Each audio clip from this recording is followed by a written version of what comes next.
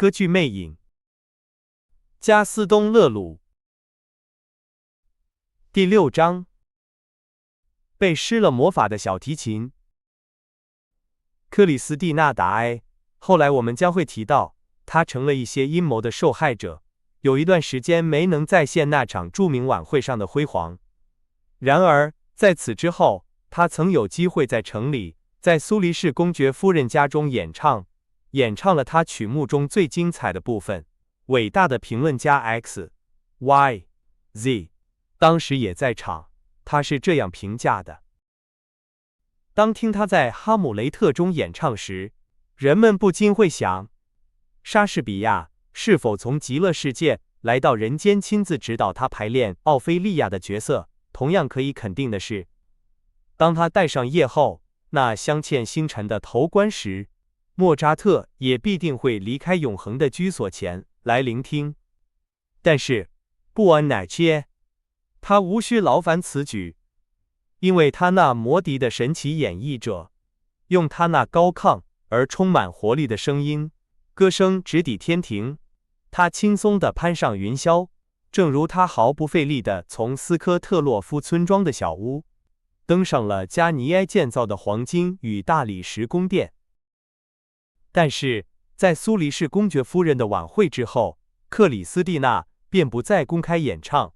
事实上，这段时间她拒绝了所有的邀请和约见，她没有任何合理的借口，就放弃了先前承诺会参加的一场慈善晚会。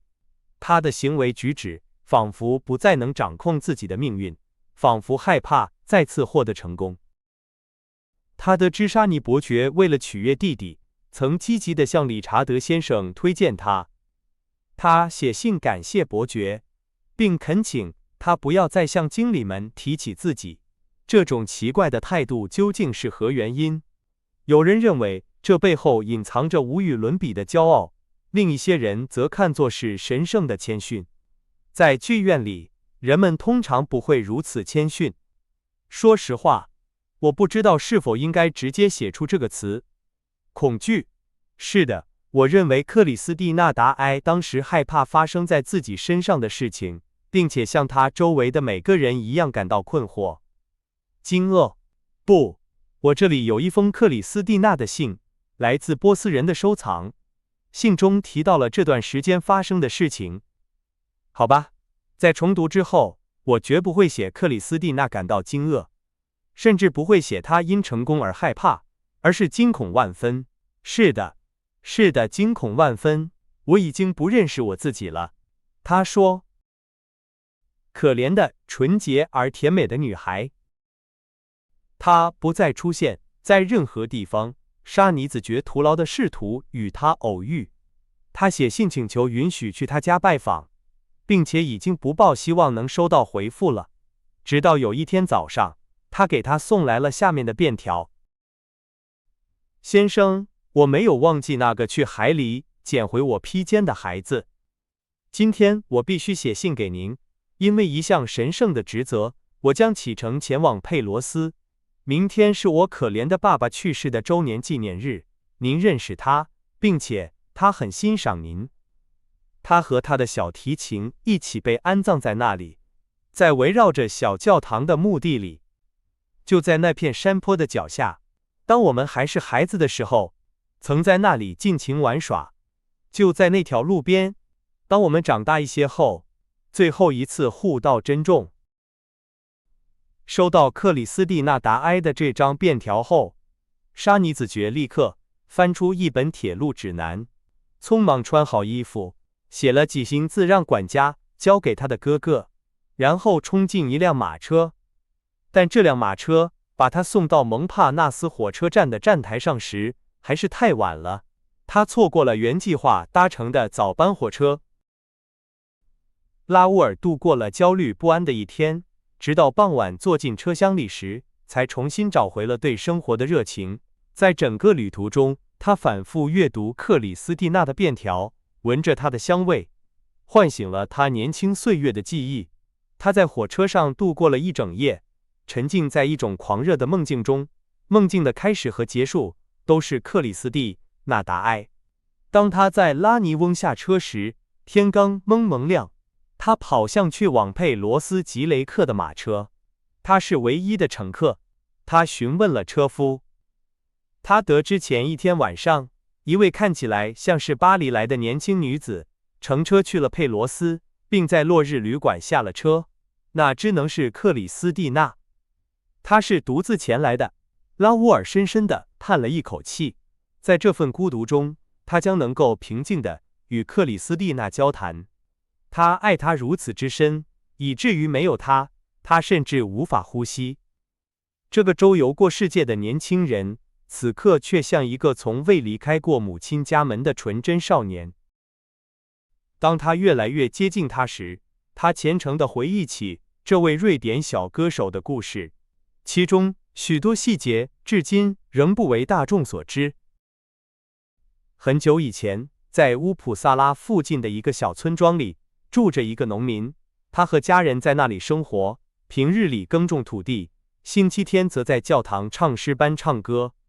这个农民有一个小女儿，在他学会阅读之前很久，就教会了他识读乐谱。达埃爸爸或许自己并未完全意识到，是一位伟大的音乐家。他拉小提琴，被认为是全斯堪的纳维亚最好的乡村乐手。他的名声传遍了周围地区，人们总是在婚礼和节日庆典上请他去为跳舞的情侣们伴奏。达埃夫人瘫痪在床，在克里斯蒂娜6岁时去世了。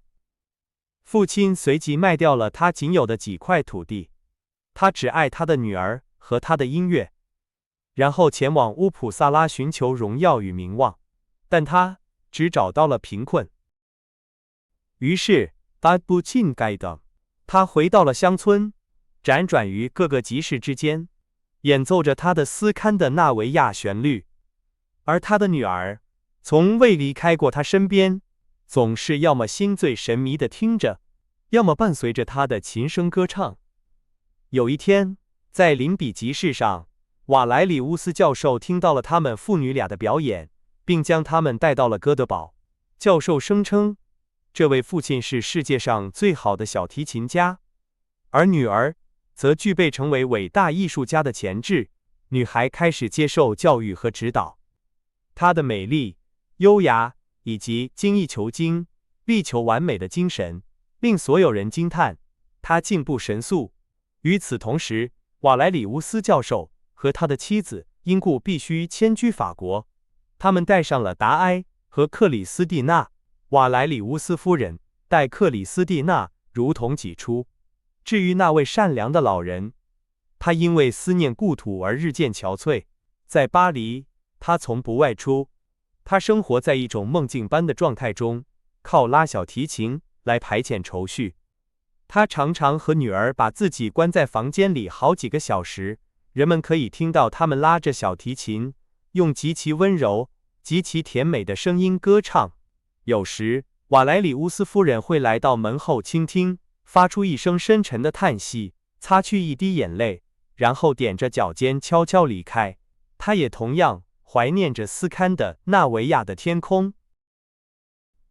达埃先生似乎只有在夏天才能恢复一些精力，那时全家会去布列塔尼一个当时几乎不为巴黎人所知的角落——佩罗斯吉雷克度假。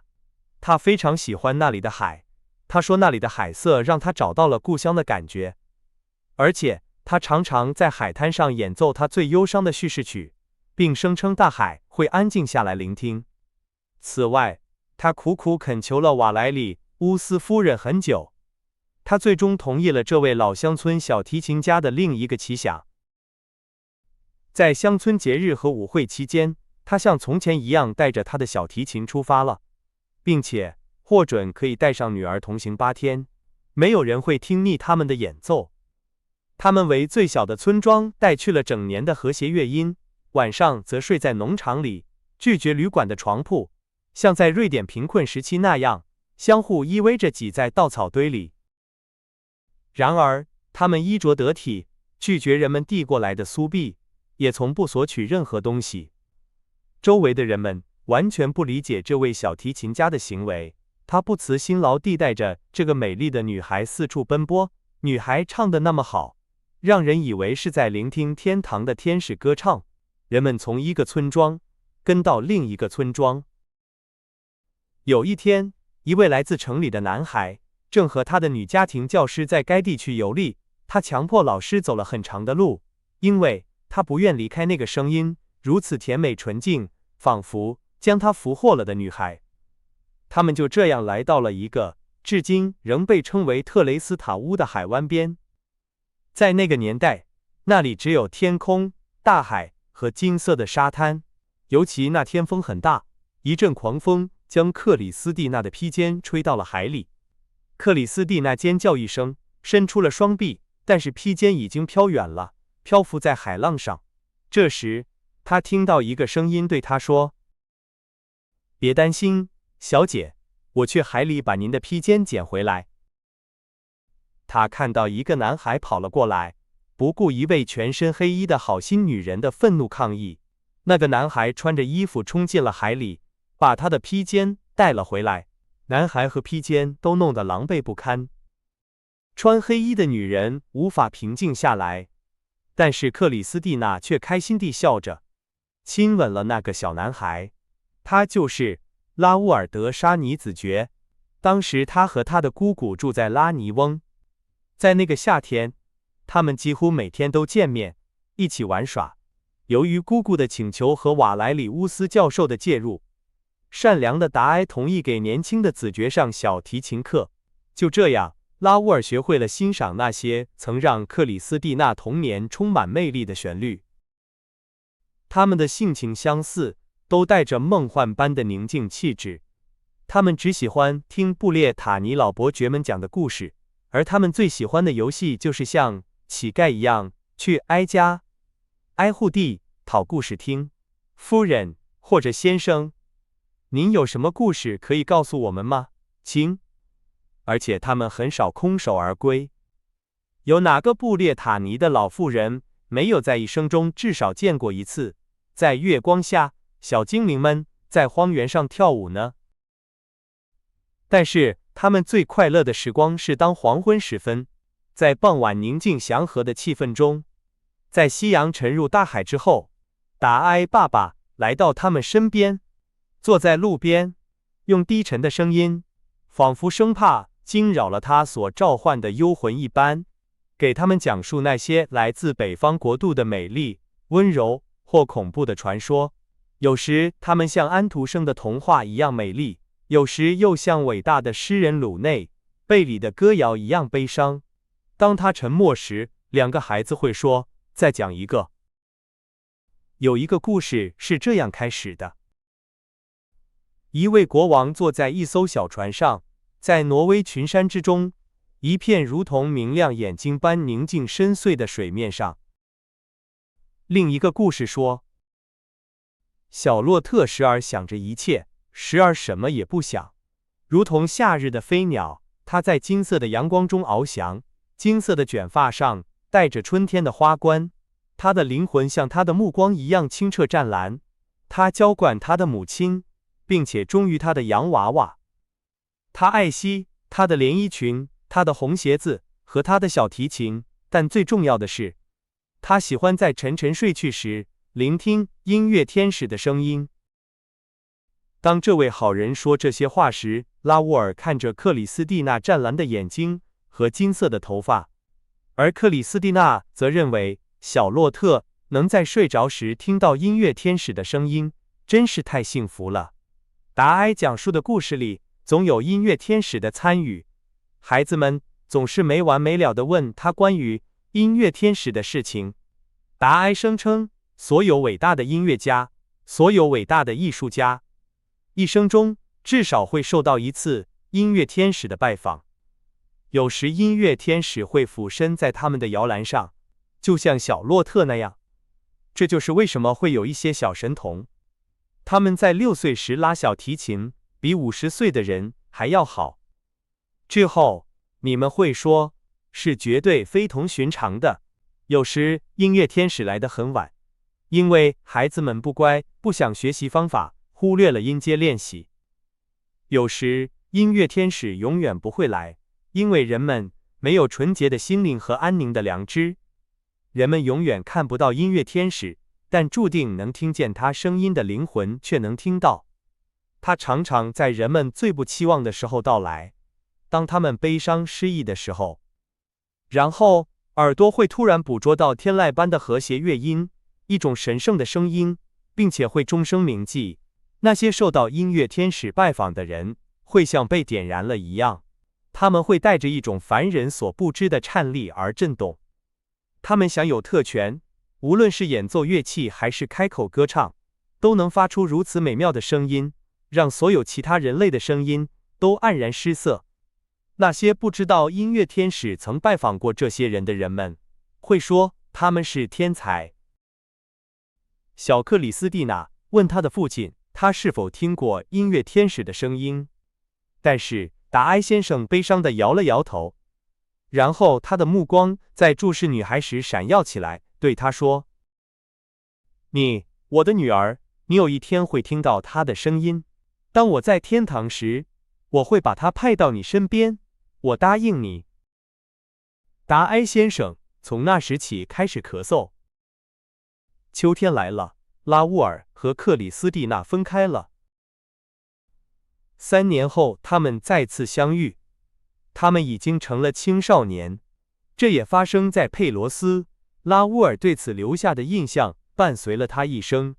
瓦莱里乌斯教授已经去世，但是瓦莱里乌斯夫人留在了法国，她的产业将她留在了那里，身边还有善良的达埃和他的女儿。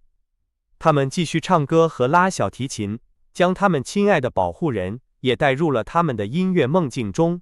他似乎只为音乐而活。这个年轻人偶然来到了佩罗斯，又偶然走进了他童年小伙伴曾经居住过的房子。他首先看到了老达埃，老人眼中含着泪水站起身来，拥抱了他，告诉他他们一直深深地记着他。事实上，克里斯蒂娜每天都谈论拉乌尔。老人继续说着，这时门开了，那位年轻女子走了进来，既迷人又忙碌，端着一盘热气腾腾的茶。她认出了拉乌尔，放下了托盘，一丝红晕漫上了她迷人的脸庞。她犹豫地站着，沉默不语。父亲看着他们俩，拉乌尔走近这位年轻女子，拥抱了她。他问了她一些问题，她很好地扮演了女主人的角色，然后再次拿起托盘，离开了房间。之后，他去了花园的一个僻静长椅上躲了起来。他心中第一次涌起了搅动他青春心扉的情愫。拉乌尔来找他，他们带着几分羞涩，一直聊到晚上。他们已经完全改变了，不再认得对方的角色，这些角色似乎变得格外重要。他们像外交官一样谨慎，谈论着与他们出生的情感毫无关联的事情。当他们在路边分手时，拉乌尔对克里斯蒂娜说，同时在他颤抖的手上印下一个规矩的吻：“小姐，我永远不会忘记你。”然后他离开了，为这些话感到后悔，意识到克里斯蒂娜达埃不可能是沙尼子爵的妻子。至于克里斯蒂娜，她去找她的父亲，对他说：“你不觉得拉乌尔不像以前那么友善了吗？我不爱他了。”他试图不再想他，他很难做到这一点，并且全身心地投入到他的艺术中，这占据了他所有的时间。他的进步非常出色，那些听他唱歌的人预言他将成为世界上最重要的艺术家。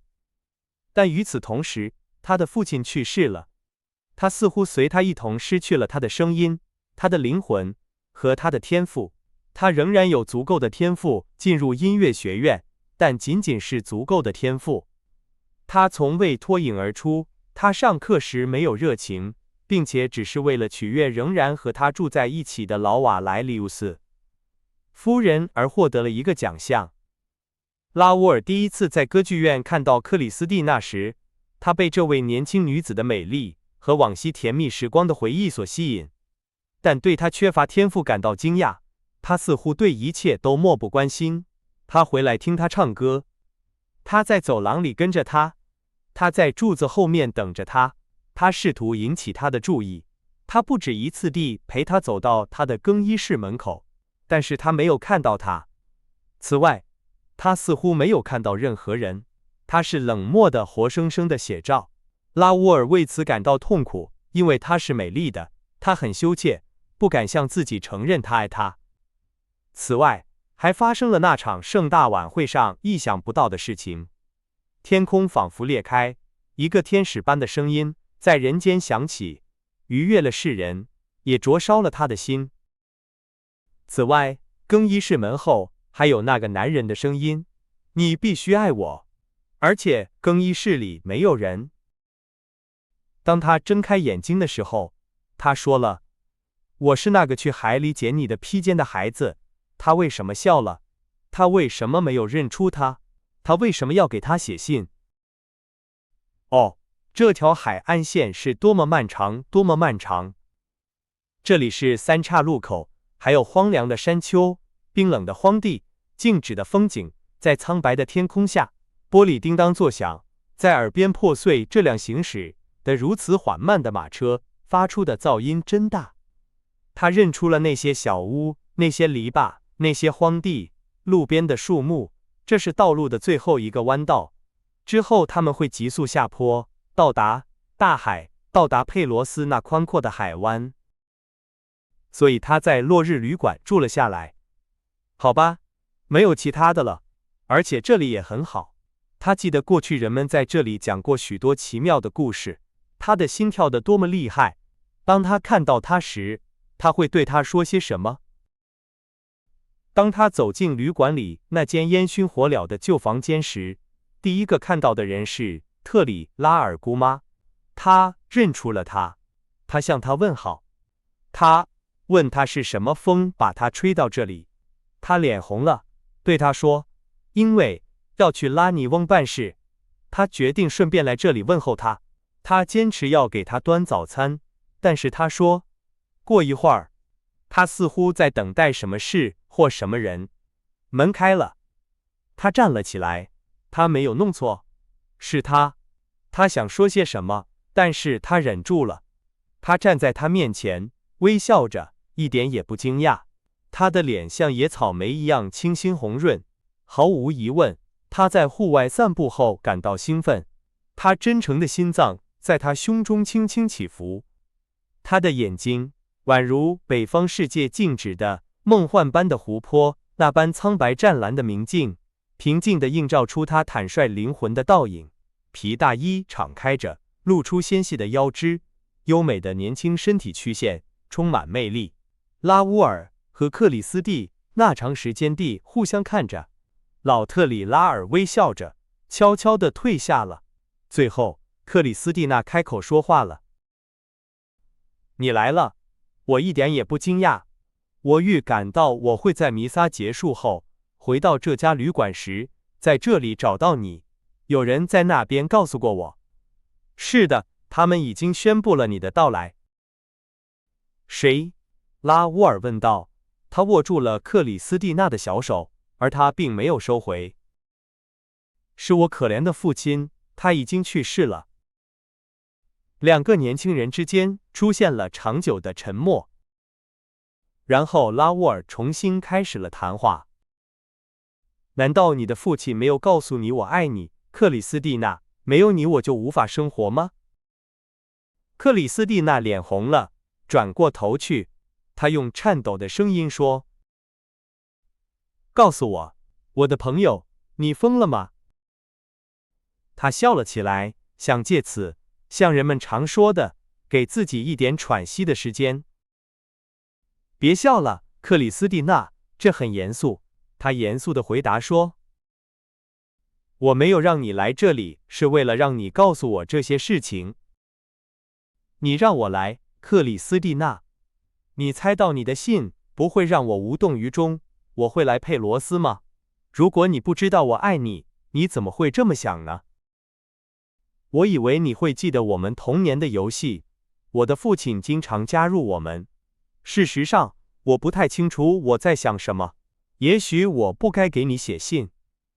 那天你在更衣室里突然出现，让我回到了遥远的过去。我给你写信，就像我当时还是个孩子一样，并且很高兴能在悲伤和孤独的时刻再次见到我小时候的伙伴。他们沉默了一会儿，在克里斯蒂娜的态度中，拉乌尔发现了一些不自然的东西，尽管他无法准确地指出是什么。然而，他并不觉得他怀有敌意，相反，他眼中那令人沮丧的温柔证实了这一点。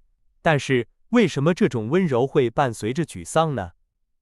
这就是他需要知道的，也是让这个年轻人感到恼火的原因。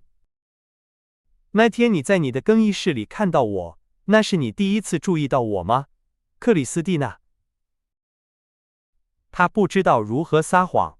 他说：“不，我已经在你哥哥的包厢里见过你好几次了，然后也在舞台上。”我怀疑是这样，拉乌尔咬着嘴唇说。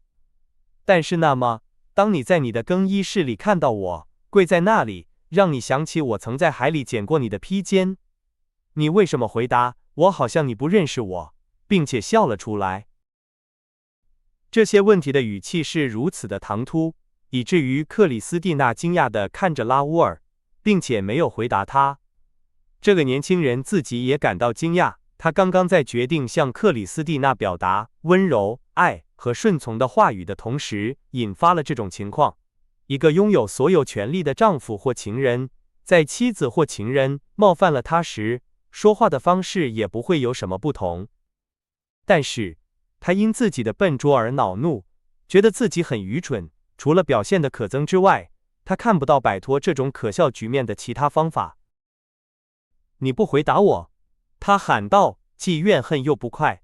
好吧，我会替你回答。更衣室里有人妨碍了你，克里斯蒂娜，有人在场，你不想透露你可能对一个不是他的人感兴趣。如果有人打扰我的朋友，克里斯蒂娜用冰冷的语气打断了他。如果有人那天晚上打扰我，那一定是你，因为我拒绝了你。是的，为了和另一个人在一起。你在说什么，先生？克里斯汀颤抖着喊道。你说的另一个人是谁？就是你对他说，我只为你唱歌。今晚我把我的灵魂交给了你，我已经死了。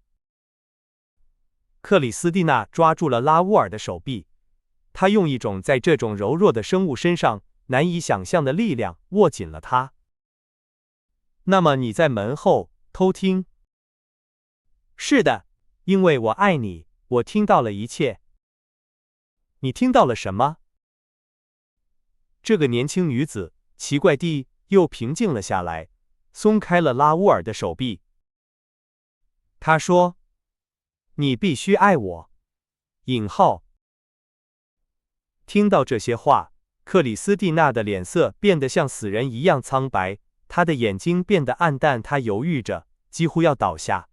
拉乌尔冲向她，向她伸出双臂，但是克里斯蒂娜已经克服了这种短暂的昏厥，并且用低低的声音，几乎听不见的小声说：“说一切，说你听到的一切。”拉乌尔看着他，犹豫着，不明白发生了什么。快说，你没看到你在让我受苦吗？我还听到他在你承认你已经把你的灵魂交给他之后，对你回答说：“你的灵魂非常美丽，我的孩子，我感谢你。没有任何皇帝曾收到过这样的礼物。今晚天使们哭了。”克里斯蒂娜用一只手捂住心口，她难以形容的激动地凝视着拉乌尔，那目光如此锐利，如此专注，仿佛来自一个失去理智的人。拉乌尔吓坏了，但突然间，克里斯蒂娜的眼睛湿润了，两颗珍珠般的泪珠，两颗沉重的泪珠，从她象牙般的脸颊滑落。克里斯蒂娜，拉乌尔。这个年轻人想把她抱在怀里，但是他挣脱了他的手，在一片混乱中逃走了。当克里斯蒂娜把自己锁在房间里时，拉乌尔为自己的粗暴而自责了1000次。但是另一方面，嫉妒在他燃烧的血管里蔓延。为什么这个年轻女子在知道她的秘密被发现后会表现出如此的情绪？这个秘密一定非常重要。尽管听到了那些话，拉乌尔并不怀疑克里斯蒂娜的纯洁。他知道她的行为无可指责，而且他还没有那么幼稚，以至于不明白一位艺术家有时不得不听取别人的求爱。确实，克里斯蒂娜回答说，他已经把他的灵魂交给了他，但这显然仅仅是指歌唱和音乐。显然吗？那么，刚才的那种慌乱又是为什么呢？天哪，拉乌尔是多么不幸！如果他能抓住那个男人的声音，他一定会要求明确的解释。克里斯蒂娜为什么要逃跑？为什么他不下来？他没有吃早饭，他感到沮丧，看到那些他想象中如此甜蜜的时光在远离这位瑞典女孩时消失了，他感到非常痛苦。为什么他不和她一起游览这个充满共同回忆的地区呢？既然他似乎在佩罗斯无事可做，事实上他什么也没做，为什么他不立即返回巴黎呢？他得知，他早上为他父亲举行了一场弥撒，并且在小教堂和坟墓旁祈祷了很长时间。拉乌尔感到悲伤，心情沮丧，他走向围绕着教堂的墓地。他推开门，他孤独地在坟墓之间徘徊，辨认着碑文。但是当他到达后殿后面时，他立刻看到一束绚烂的鲜花，安放在一块花岗岩墓碑上，花束溢出，垂落在白色的土地上。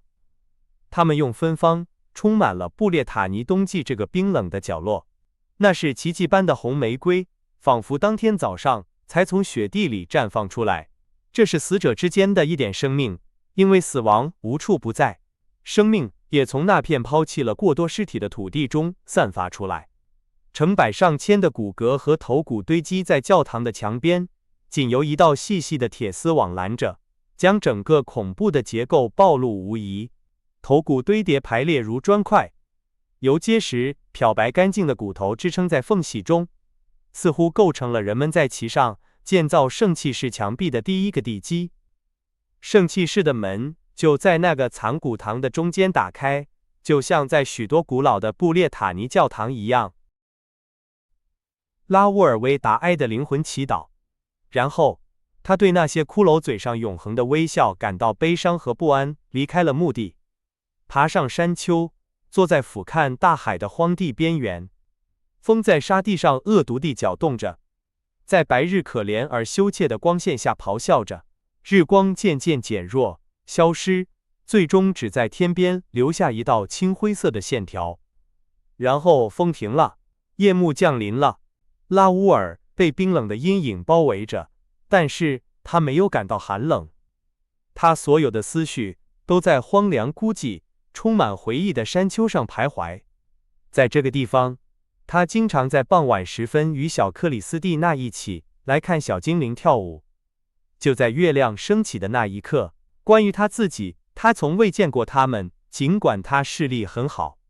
但是克里斯蒂娜虽然有点近视，却声称见过很多。他对着这个回忆笑了笑，然后突然他打了个寒战。一个身影，一个轮廓分明的身影，却悄无声息地来到他身边。一个站立在他旁边的身影说道：“你认为小精灵今晚会来吗？”是克里斯蒂娜。他想说话，他用戴着手套的手捂住了他的嘴。听我说，拉乌尔，我决心告诉你一些严重的事情，非常严重。他的声音颤抖着，他等着。他再次开口，有些喘不过气来。你还记得音乐天使的传说吗，拉乌尔？当然记得。他说，我甚至觉得你父亲第一次告诉我们这个传说，就是在这里。也是在这里，他对我说，当我在天堂时，我会把他派到你身边。好吧，拉乌尔，我的父亲在天堂，我受到了音乐天使的拜访。我不怀疑，年轻人严肃地回答说，他认为他的朋友在一阵虔诚的热情中，将对父亲的回忆与他最近成功的辉煌混淆了。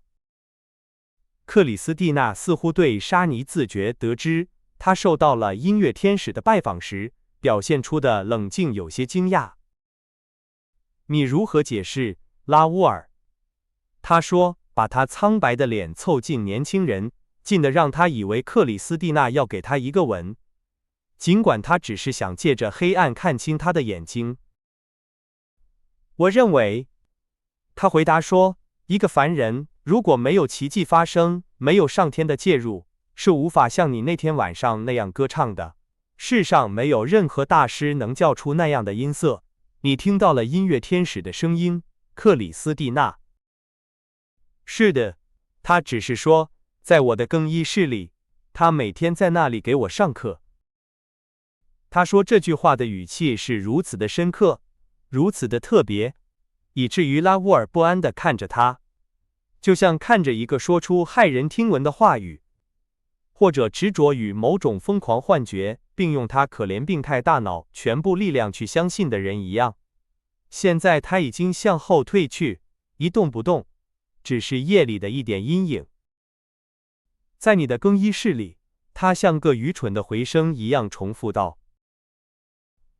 是的，我在那里听到他，而且我不是唯一一个听到他的人。那么，还有谁听到了他，克里斯蒂娜？你，我的朋友。我听到了音乐天使的声音。是的，那天晚上，当你在我的更衣室门后偷听时，是他在说话，是他对我说，你必须爱我。但是我以为我是唯一一个听到他的声音的人。想象一下我的惊讶，当我今天早上得知你也能听到他。拉乌尔放声大笑，随即夜晚在荒凉的山丘上消散了。初升的月光笼罩着这对年轻人，克里斯蒂娜已经带着敌意转向了拉乌尔，他通常如此温柔的眼睛闪耀着电光。你笑什么？你是否认为你听到一个男人的声音？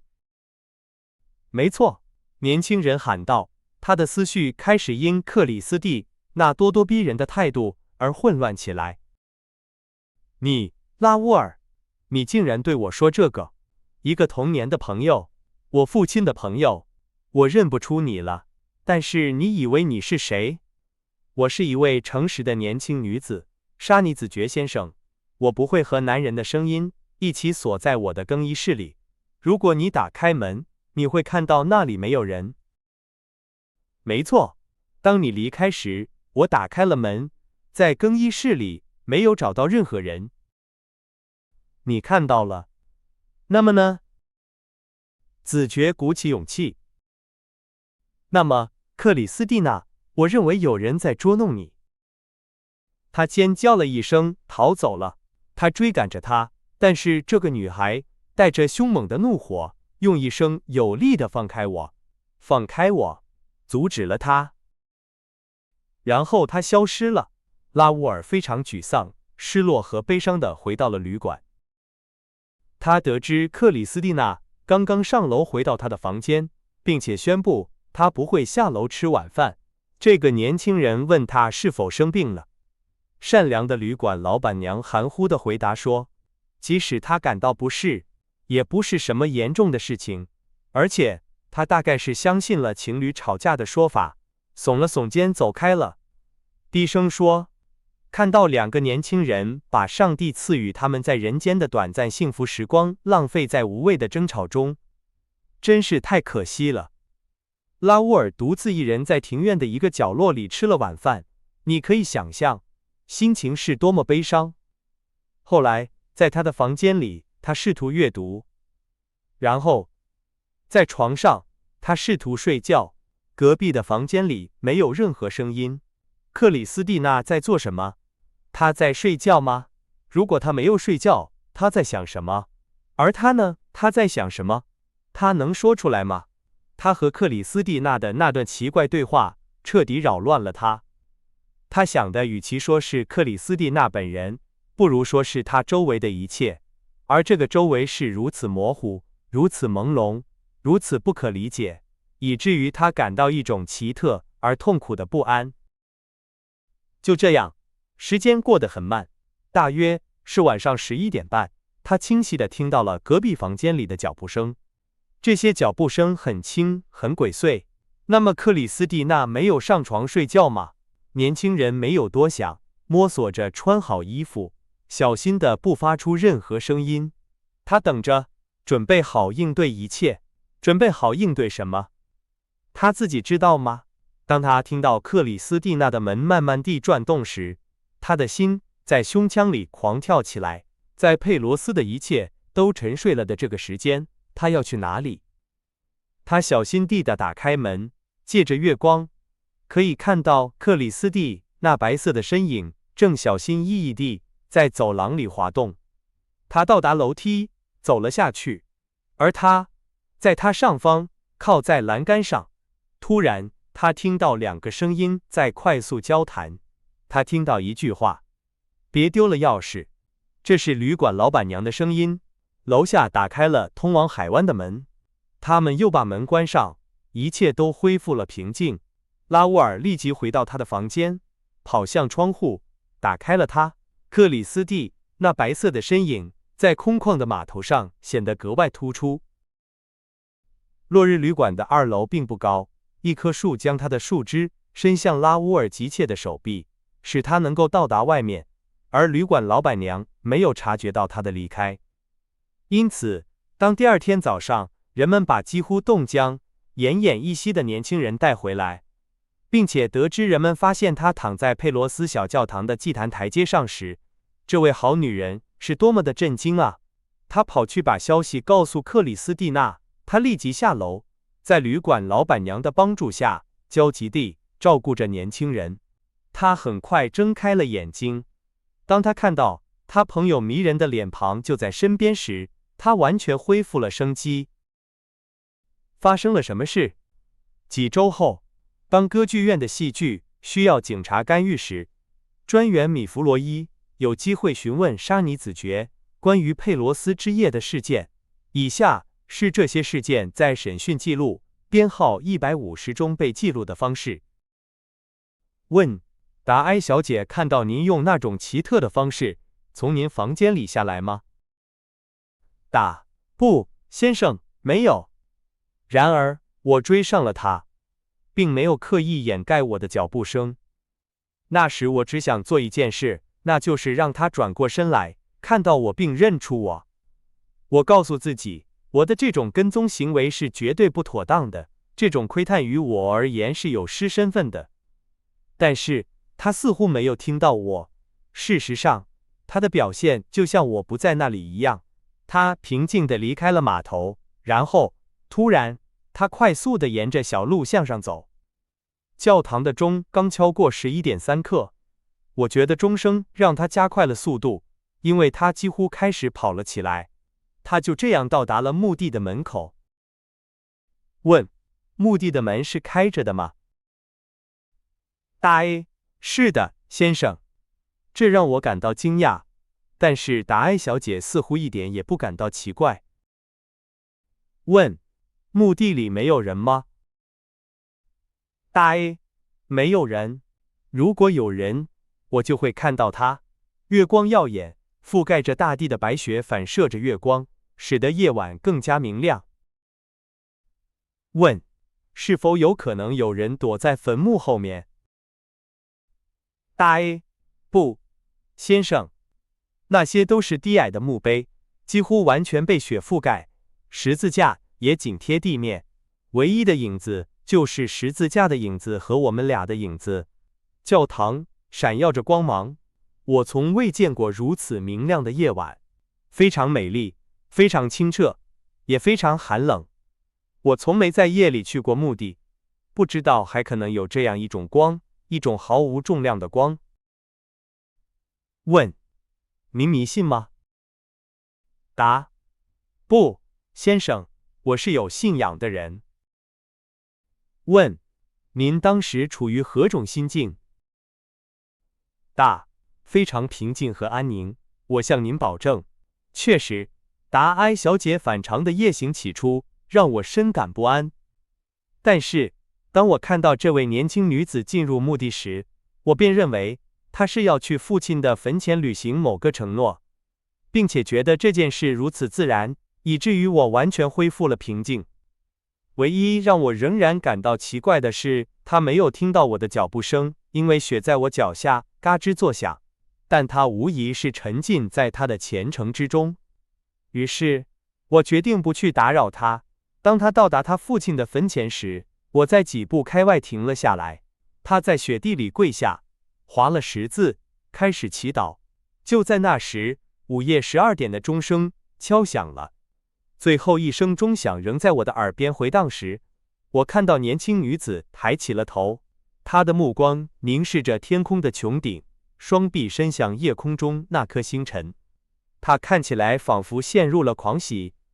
我还在思索是什么原因突然导致了这种狂喜。这时我自己也抬起了头，茫然地环顾四周，我的整个身心都朝向那无形者伸展而去。那无形者正在为我们演奏音乐。那是什么样的音乐？我们都认得，克里斯蒂娜和我在年少时都听过，但是达埃先生的小提琴从未奏出过如此神圣的记忆。在那一刻，我无法不想起克里斯蒂娜对我解释的关于音乐天使的一切。面对那些令人难忘的声音，如果不是从天而降，也无法猜到他们在人间的来源。我不知道该作何感想。那里没有任何乐器，也没有任何手来引导弓弦。我记得那美妙的旋律，那是拉萨路的复活。老达埃在悲伤和虔诚的时刻会为我们演奏。如果克里斯蒂娜的音乐天使真的存在，那天晚上用这位老乡村乐手的小提琴演奏，也不会比这更好。